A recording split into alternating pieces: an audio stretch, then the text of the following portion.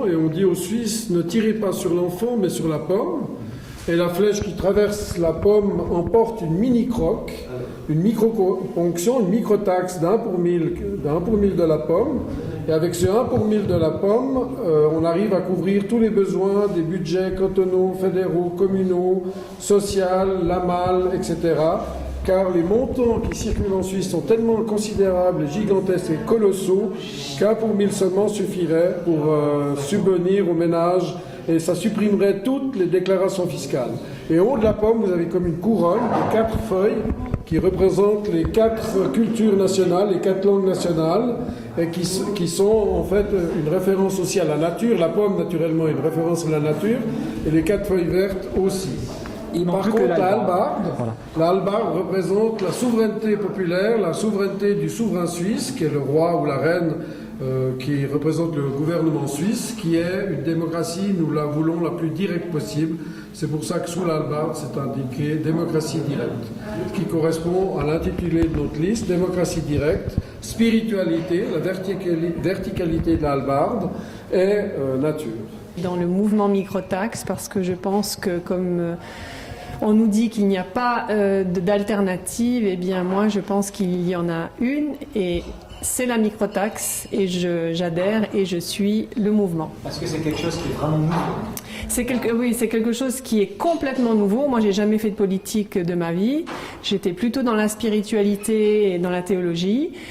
Mais là, franchement, je me suis dit c'est quelque chose de neuf, de nouveau.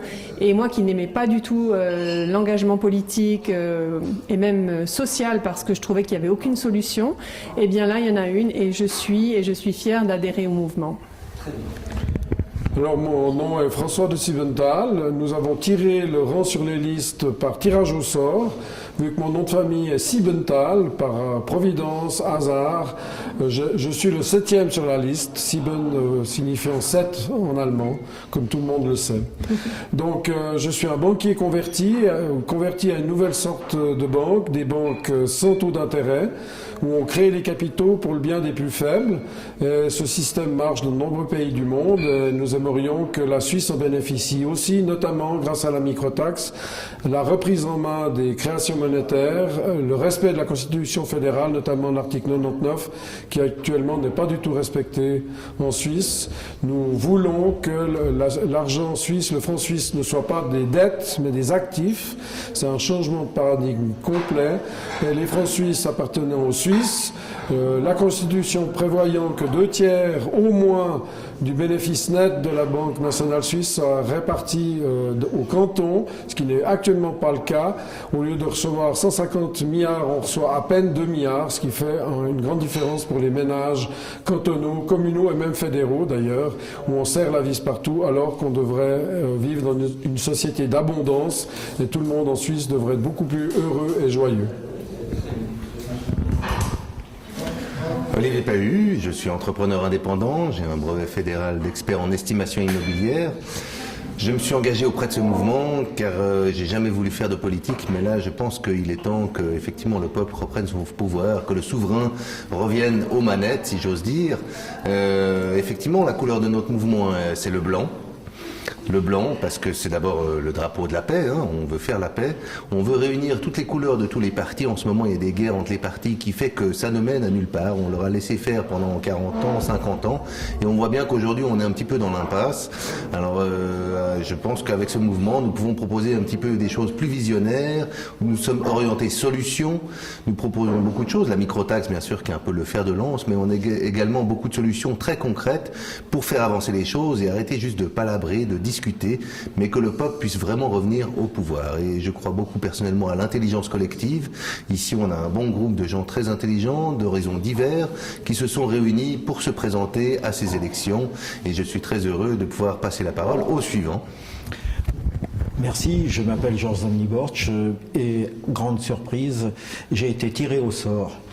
Et je me retrouve le numéro 2 sur la liste du Conseil national. Donc j'ai dû prendre la hallebarde et aller au-devant des citoyens pour présenter notre mouvement démocratie directe, spiritualité et nature. Bon, en ce qui concerne la nature, je sais qu'une chose, c'est que nous avons tous la fibre optique. Et il faut passer par la fibre optique. C'est-à-dire la fibre optique contre la 5G. Pour le développement Contre la 5G et la 4G. Partout elle est installée. Elle est installée dans toute la Suisse. Donc il est temps maintenant que nos politiques se réveillent, que les Verts se réveillent pour dire oui, on passe par la fibre optique.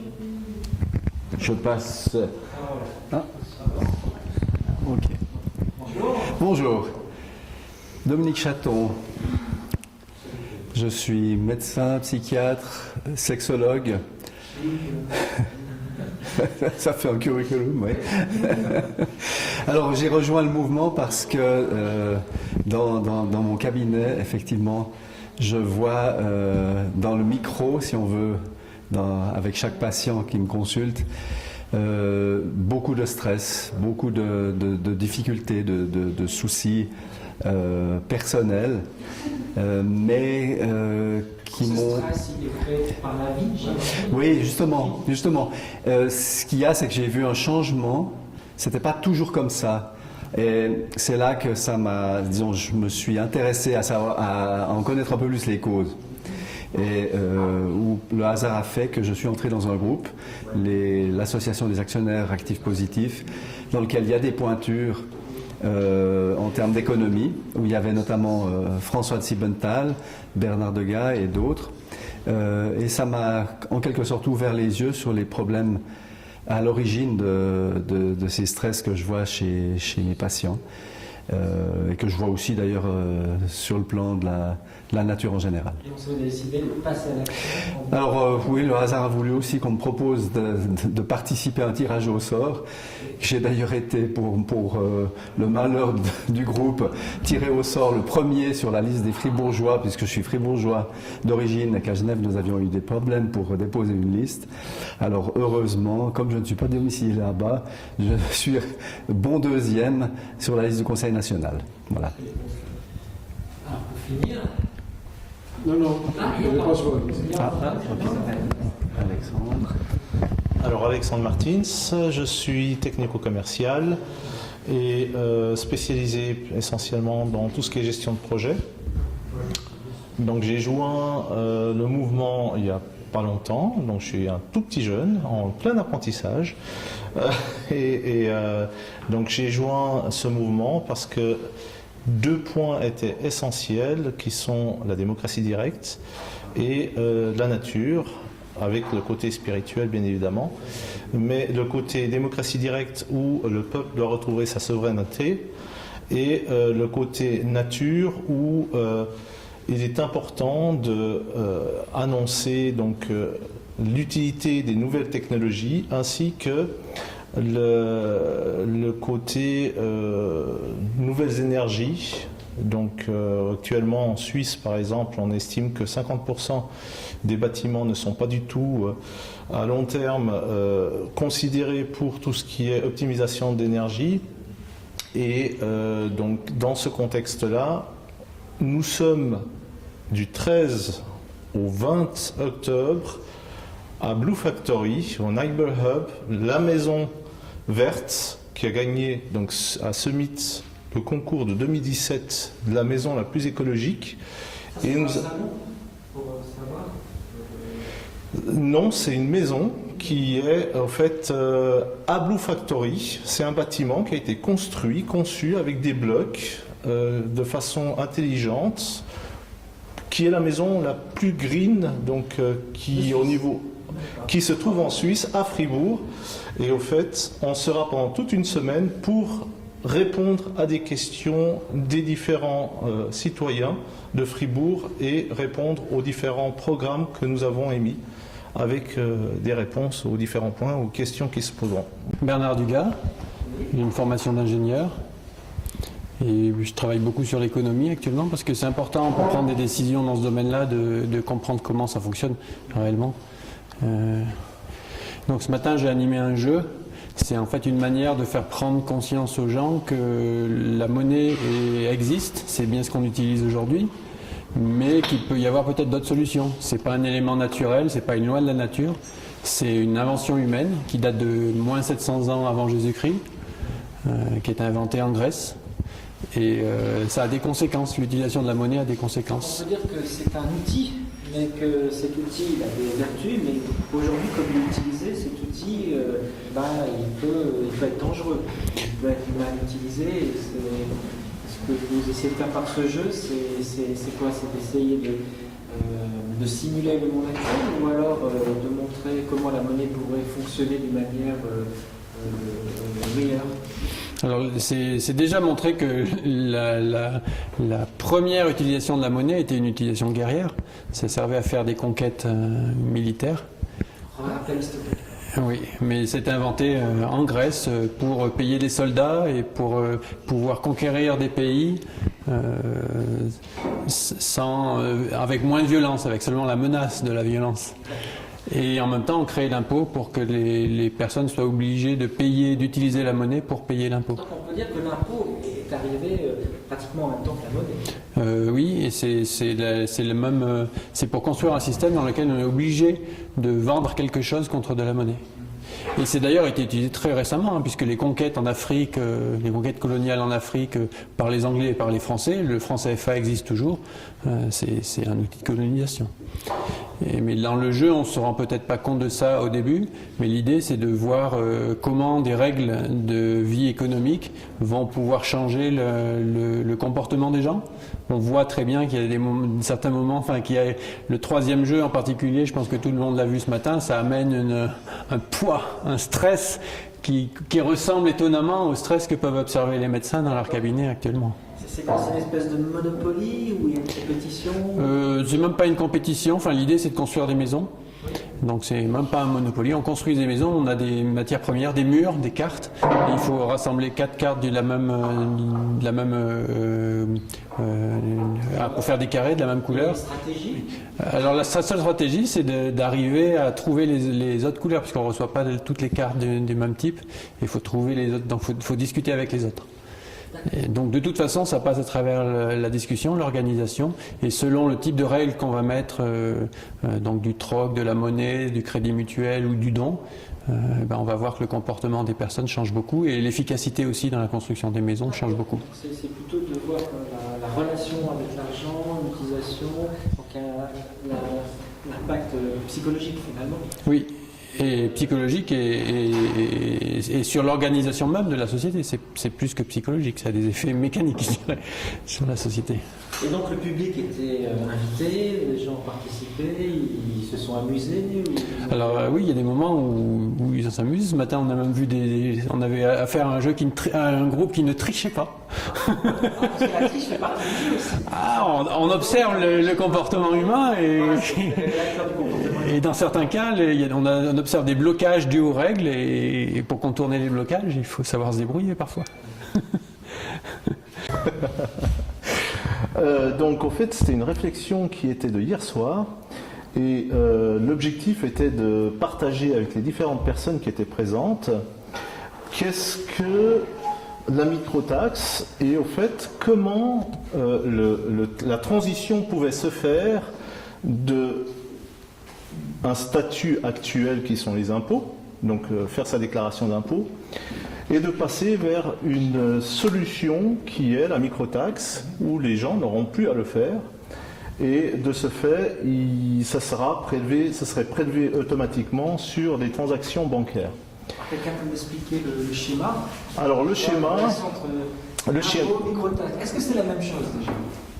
Microtaxe ou est-ce que ça va se substituer?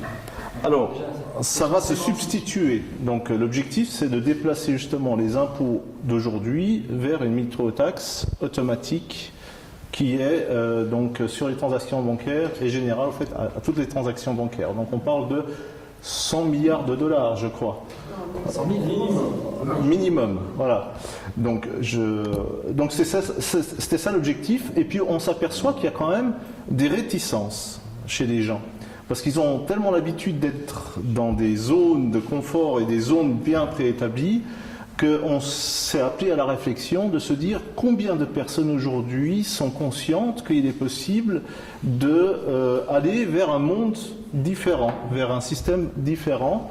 La question, est-ce que c'est envisageable? Est-ce que pour beaucoup de personnes, ils pensent qu'on peut changer? Ils pensent peut-être que non, qu'on dise, bah voilà, le système a toujours été comme ça. Alors aujourd'hui, on estime à 1% des gens qui sont en fait conscients que c'est possible, ou qui oseraient faire le pas. On estime à ça. Mais par contre, il reste 99% à convaincre. Donc, et au fait, après, derrière, on s'est aperçu aussi que 1% des richesses, des riches, au fait, de Suisse, donc, eux, ils sont bien au courant, mais ce 1%, eh bien, ils sont aussi dans le confort. Ça leur convient qu'on continue avec des impôts, qu'on continue dans un système traditionnel. Donc l'objectif, c'est de se dire comment faire pour enlever ou réveiller et éveiller au fait l'intérêt des différentes personnes, des citoyens, citoyennes, des 99% qui sont à éveiller, et puis de faire en sorte que on ne soit pas stoppé par ce 1% des riches, on va dire, ou des personnes qui ont les richesses, qui au fait aujourd'hui font en sorte de maintenir ce même système. Parce qu'ils en profitent, Parce qu'ils en profitent, exactement. Donc là où vous souhaitez vraiment réformer le système financier et de taxes. Exactement. Et là, je m'en réfère généralement à un spécialiste. Oui, alors le comment est assez simple.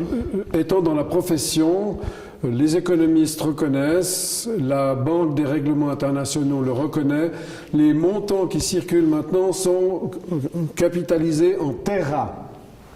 Donc c'est des montants colossaux, gigantesques, énormes. La plupart d'ailleurs c'est dans de l'économie casino qui n'est pas dans le monde réel. C'est des montants inimaginables. Si vous prenez 1 pour 1000, moins de 1 pour 1000, automatiquement de tous ces flux lorsqu'ils passent, on a suffisamment d'argent pour remplacer les budgets cantonaux, communaux, fédéraux, le social, la malle, des transports publics gratuits, donc moins de pollution, et on peut même aller à donner un revenu de base inconditionnel pour que les gens aient un matelas qui leur permette de bien vivre et de choisir le métier qu'ils veulent pratiquer. C'est vraiment une nouvelle société, c'est un changement de paradigme de toute la société, c'est un changement de vision, c'est un moment historique dans la vie de l'espèce humaine. Nous pouvons enfin être libres économiquement, c'est ce que j'appelle la démocratie économique. Donc il y aura des gagnants, la majorité des gens vont gagner avec ce nouveau système, mais il y aura quand même des perdants. Et les perdants, c'est la petite... je dirais même... La question, voilà, c'est de relativiser, voir qu'est-ce que ça représenterait pour eux, et pourquoi ils seraient opposés, et dans une vraie démocratie, comment on peut admettre que ces personnes aient plus de droits que... Alors, il arrive dans l'économie qu'il y a des gagnants-gagnants. Pour moi, le schéma, cette nouvelle technologie, c'est gagnant-gagnant pour tout le monde. Tout le monde peut être plus heureux, tout le monde peut vivre en paix, tout le monde peut ne plus avoir peur de guerre, de révolution, d'agitation, de stress, de maladies psychiques, psychiatriques, d'alcoolisme, d'addiction. La plupart des problèmes sociétaux sont dus à l'économie, qui est une économie prédatrice d'une infime minorité qui exploite la grande majorité. Mais avec un tel système, honnêtement, c'est gagnant-gagnant pour tout le monde. Alors naturellement, il y a quelques cupides, maladifs qui gagneront un petit peu moins, mais globalement, ils gagneront quand même, puisqu'ils seront plus heureux, ils auront une population heureuse autour d'eux. Pour moi, c'est gagnant-gagnant pour tout le monde. Ça sera meilleur pour leur santé. Notamment, oui. De tout le monde et de tous, oui. Et au-devant des citoyens. Je me promène, je vais vraiment pour leur expliquer ce que c'est la microtaxe. La plupart ne connaissent pas. La plupart sont induits en erreur ou, grâce à la télévision, ne pensent pas à être libres. Tandis que la microtaxe va vers une liberté. La microtaxe va les rendre libres. Mais vraiment libres, ils pourront faire ce qu'ils ont envie de faire. Donc, avec la microtaxe, plus d'impôts, plus de TVA, plus de revenants, plus de redevances. C'est véritablement pour la Suisse un petit paradis. Alors, Oui. Je voulais compléter ce que disait François. D'un point de vue psychologique, nous avons tous le même cerveau. C'est-à-dire que le 1% des gens possédants ont le même cerveau que nous. Et on l'a vu avec les jeux là, de Bernard Degas qui sont vraiment très illustratifs, que notre manière de fonctionner, notre stress ou notre plaisir à échanger change en fonction des règles que nous nous donnons pour faire les jeux, mais c'est valable pour les systèmes économiques tels qu'ils sont actuellement en jeu et que nous pourrions changer. Et dès lors qu'on change les règles du jeu et que tout le monde est rassuré sur le fait qu'on ne veut pas que ce soit aux dépens d'autres dans le sens de les maltraiter, que les choses pourraient changer, je pense que nous avons tous la capacité de fonctionner mieux. Nous l'avons vraiment vu dans les jeux que nous avons fait ce matin. Dès lors qu'on enlève un stress, nous fonctionnons tous mieux dans le partage, dans l'échange, etc. Ça, c'est l'expertise du médecin qui voit que justement ce qui ne va pas aujourd'hui dans le système, c'est qu'il y a une recherche de profit parce que l'homme il est fait comme ça, il y a des stimuli, il est heureux quand il y a quelque chose, mais aujourd'hui ces stimuli, il peut en provoquer artificiellement trop nombreux. Avant l'homme, il devait se contenter de manger, et quand il avait mangé une fois la journée, ça lui suffisait. Maintenant, il y a il est saturé en fait, il y a tellement de possibilités avec cette société de consommation que ça peut en rendre fou. Oui, il y a beaucoup de stimuli, c'est vrai, mais il y a aussi beaucoup de pression. Et ça nous fait fonctionner différemment. Quand on est sous pression, notre cerveau ne fonctionne pas aussi bien quand nous sommes sereins et en bonnes conditions. C'est là qu'on voit tellement de conflits de couple, de conflits parents-enfants, même de conflits en soi. Le stress que nous vivons tous, quand nous sommes vraiment stressés, nous sommes en conflit avec nous-mêmes. Nous nous rigidifions, nous respirons mal. C'est tout ça qu'on peut observer cliniquement. C'est-à-dire que ceux qui sont très riches ne sont pas forcément heureux. Oui, je postule qu'ils sont eux aussi relativement stressés, d'où leur dysfonctionnement d'ailleurs. J'aimerais insister sur l'aspect du stress temporel. Le système financier marche sur la tête. Actuellement, il y a des opérations en nanosecondes, des millisecondes, des nanosecondes, des intervalles de temps extrêmement réduits, où il y a des créations monétaires et des destructions monétaires qui sont faites à la vitesse de la lumière, dans des fibres optiques. D'ailleurs, même la longueur des fibres optiques peut favoriser un concurrent par rapport à un autre, parce qu'il mettra une fibre optique un petit peu plus longue chez le concurrent que chez le premier. Donc, on marche sur la tête, et toute cette lutte sur le temps, en fait, a des conséquences sur toute la population mondiale. Chacun se constate qu'on a de moins en moins de temps pour l'essentiel, on a de moins en moins de temps pour l'amour, pour l'affection, pour l'éducation des enfants, pour être serein, comme disait mon ami Dominique Chaton, psychiatre. Donc, c'est une lutte à mort maintenant, non seulement avec le temps des hommes, mais aussi avec le temps de la nature.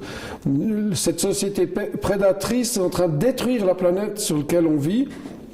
Et un grand scientifique disait, il n'y a pas de plan B, notre planète, il n'y a pas de plan B. On doit respecter notre planète, la maison brûle. C'est vraiment le moment de savoir se limiter au niveau financier, car la finance est devenue folle. Il y a des jeunes qui se promènent avec des pancartes dans la rue où c'est écrit, si le climat était une banque, ça fait longtemps qu'il serait sauvé. Et il y a un fond de vrai dans ce slogan. Effectivement, la BNS, par exemple, la Banque nationale suisse, pollue plusieurs fois plus que toute la Suisse avec ses investissements dans le domaine carboné, ou viole la neutralité suisse en investissant des milliards dans l'industrie nucléaire militaire américaine. Et ceci, c'est nous, France Suisse, c'est notre Banque nationale suisse, c'est nous. On devrait être coopérateur de la Banque nationale suisse comme on est coopérateur de la Migros. Elle devrait appartenir à tout le monde, comme la Migros appartient à tous les Suisses, tous les habitants de la Suisse. Il faut ajouter aussi que notre système fédéral de cantons, de communes, il arrive un petit peu au bout. Aujourd'hui, il y a une concurrence fiscale entre les cantons, entre les communes même. Donc ça, justement, avec la microtaxe, on va pouvoir maintenant réguler tout ça et puis trouver une manière de faire que on arrête d'essayer de s'envoyer les pauvres dans la commune d'à côté. C'est quelque chose qu'on voit à Genève, qu'on voit sur Vaud. Les communes doivent payer sur Vaud 3/4 de leurs revenus directement au canton, et c'est vrai que c'est une situation qui péjore un petit peu la qualité de vie finalement des communes, qui péjore la qualité de vie des habitants, où finalement on cherche à attirer le meilleur payeur dans sa commune, au détriment des gens qui sont plus modestes, simplement même des poètes et des gens comme ça, qui sont plus créatifs et qui ont une véritable valeur ajoutée qui aujourd'hui est mise de côté. Donc la microtaxe, n'oubliez pas, liste 11 sur Canton de Vaud, liste 24 sur le canton de Fribourg. À Genève, il y a Planète Bleue qui est avec nous, qui est apparentée à notre mouvement. Et puis il y a également sur Neuchâtel et sur Berne la modernocratie. On vous invite vraiment, la couleur c'est le blanc aussi, parce que c'est tous ceux qui s'abstiennent de voter, tous ceux qui votent blanc ou qui s'abstiennent de voter. On veut être la voix de tous ces gens-là. Aujourd'hui, il y a un désintérêt des jeunes pour la politique, ce qui est normal, hein. C'est devenu très barbant parce qu'il y a un peu ce clivage gauche-droite, avec les Verts qui viennent un petit peu comme ça amener de la couleur au débat, sans véritablement amener des solutions. Ils parlent surtout de taxer les choses, mais il n'y a pas de vraies solutions qui sont proposées. Nous, on essaie vraiment d'être proactifs et puis d'être la voix de tous ceux qui ne votent pas, de ces 70% qui sont silencieux à chaque votation.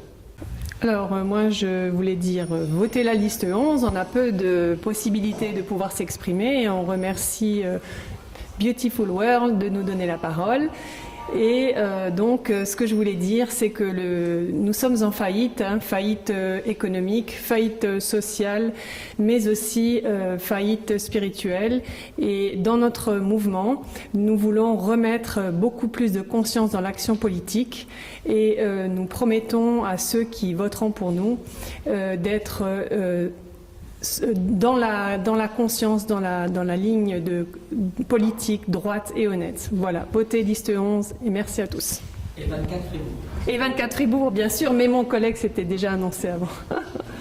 Alors effectivement, c'est important que nous fassions ces conférences pour pouvoir informer les gens, pour qu'ils puissent poser leurs questions, pour qu'ils puissent être présents. Donc on a régulièrement organisé des conférences pendant toute cette campagne pour pouvoir le faire. Et c'est vrai que c'est des questions toujours intéressantes, les gens découvrent un petit peu, ça reste une idée visionnaire, donc il y a tout à faire à ce niveau-là. Et puis c'est aussi à la mesure de nos moyens, hein. Il faut savoir qu'on est un petit mouvement, on n'a pas de sponsor particulier, à l'inverse des grands partis en place où on a l'impression que l'échiquier, des fois le jeu est déjà fait, et puis l'échiquier est très verrouillé comme ça. Donc c'est une manière d'aller vers les gens et que les gens puissent venir à nous et qu'on puisse créer vraiment le contact humain, qu'on puisse être proche du citoyen. Alors, il faut savoir qu'on fait des réunions chaque semaine, notamment les vendredis, même plusieurs fois par semaine. Ça coûte pas cher de faire des réunions, on répond à toutes les questions, il n'y a pas de questions taboues. On met tout sur la table. Et il y a une équipe de journalistes qui nous a demandé quel était notre budget de campagne, parce que les autres partis financés par les grandes banques, les assurances, etc., ont des budgets de campagne de plusieurs millions. Et notre réponse a été que nous avions un budget de campagne d'1 pour 1000, comme notre mouvement Microtax veut prélever 1 pour 1000 sur toutes les transactions financières et mettre des compteurs partout sur les flux financiers. Et le journal en question n'a pas répercuté notre affirmation que notre budget de campagne, qui est même pas 1 pour 1000 de ce que les autres ont, avec ce budget de campagne, on a quand même une certaine influence et les gens parlent de plus en plus, notamment de la microtaxe. Voilà, nous ne sommes pas des professionnels, nous sommes des gens de bonne volonté, des citoyens qui avons du cœur, et puis nous ne voulons pas ramener à nous ce que la professionnels de la politique. De la mais politique. Vous êtes tous des professionnels dans votre domaine. Dans notre domaine, oui. Et vous apportez donc, exactement. votre expertise, votre savoir-faire Voilà. et votre conscience. Exactement. Et nous voulons travailler pour le bien commun, ne pas ramener la couverture à nous, mais l'ouvrir aux autres.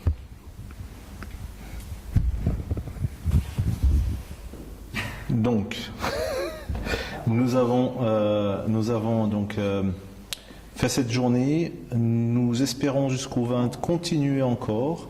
Ce soir encore, il y a une action au niveau de Fribourg, à Blue Factory, avec des jeunes qui sont en fait en train de faire une soirée animée avec un disc jockey.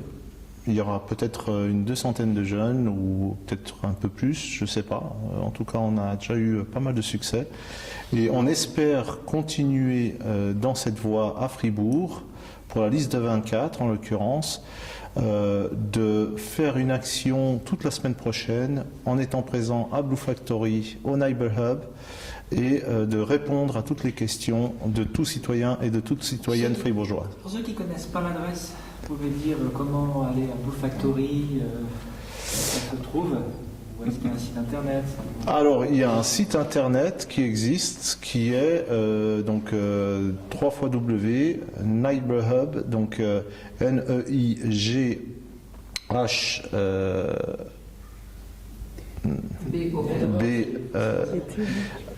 Neighbor, ER et Hub comme HUG, HUB, pardon. Et donc, il est possible de trouver en fait toute information sur ce site. C'est près de la gare de Fribourg. C'est juste à côté, à 2 minutes à pied de la gare de. C'est à côté de la gare voilà. de Fribourg. Donc on peut venir En train, oui, tout à fait. en train et... C'est très écologiste. Voilà, exactement. Donc pour conclure, c'est simple. Une seule liste, liste 11. Comme les 2 pouces, cette liste, c'est la liste gagnante. Elle apporte à tout le monde un espoir. Elle apporte à tout le monde quelque chose qu'on appelle avoir un porte-monnaie qui rigole, c'est-à-dire un peu plus épais. C'est pas grand-chose, mais ce porte-monnaie-là fera plaisir à tous les citoyens. Notre mouvement, c'est un mouvement de citoyens pour les citoyens. Alors, n'oubliez pas, liste 11. Donc quand on trouve 11, 24 à Fribourg. 24 à Fribourg. Et 24 à Fribourg. 24 à Fribourg. 24 à Fribourg, ouais. Alors ma conclusion ira simplement à des jeunes. Je pense à mes enfants qui ces temps me voient peut-être un peu moins, mais c'est aussi beaucoup pour eux, en pensant à eux et à tous les autres jeunes, que je me suis dit que je devais entrer dans l'action. Et je pense que tous ceux qui m'entourent sont dans cette même pensée. Nous, notre vie est faite, mais pour les jeunes à venir, nous souhaitons leur laisser une planète où il fait bon vivre, voire mieux vivre. Voilà ma conclusion.